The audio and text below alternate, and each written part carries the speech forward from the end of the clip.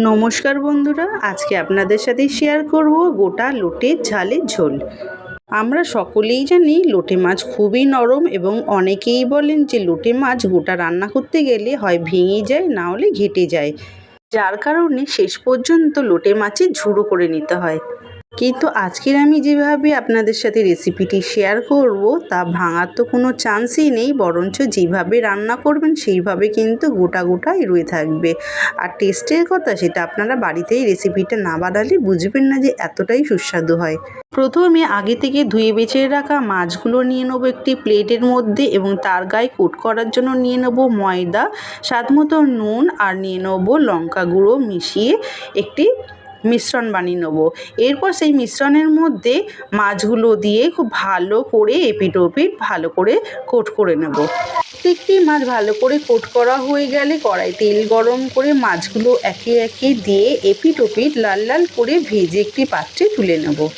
বাকি যে অবশিষ্ট মাছগুলো থাকবে কোট করা অবস্থায় সেইগুলো সেম প্রসেসেই সেমভাবে ভেজে তুলে নেব। বাকি তেলের মধ্যে আগে থেকে কুচি করে কেটে রাখা পেঁয়াজ দিয়ে ভালো করে ভাজা হয়ে গেলে দিয়ে দেবো টমেটো বাটা, দিয়ে দেবো 1 চামচ আদা রসুন বাটা, স্বাদ মতো নুন দিয়ে কষিয়ে নেবো। কষিয়ে নেওয়া হয়ে গেলে পরিমাণ মতন জল দিয়ে একে একে গুঁড়ো মশলা অ্যাড করে যতক্ষণ না তেল ছাড়ছে ততক্ষণ কষিয়ে রান্না করে নেব।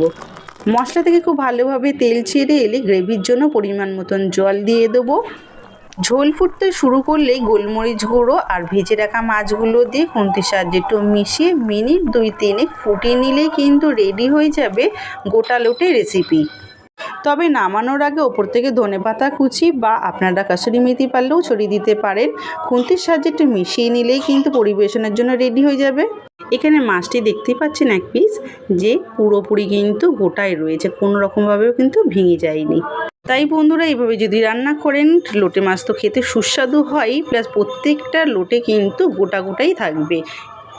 এরকম রেসিপি থাকলে দুপুরের লাঞ্চ কিন্তু জমে যাবে আর এক থালা ভাত কিন্তু নিমেষেই শেষ হয়ে যাবে। আমার আজকের এই ভিডিওটি যদি ভালো লেগে থাকে তাহলে একটি লাইক, শেয়ার ও কমেন্ট করে জানাবেন। আর এরকম নতুনত্ব ভিডিও পেতে আমার চ্যানেলটি সাবস্ক্রাইব করে পাশে বেল আইকনটি প্রেস করে রাখবেন, যাতে সবার আগে নতুনত্ব ভিডিও আপনার কাছে পৌঁছাতে পারে। তাহলে ফিরছি পরবর্তী নতুনত্ব কোনো ভিডিও নিয়ে, ততক্ষণে ভালো খান, ভালো থাকুন, টাটা।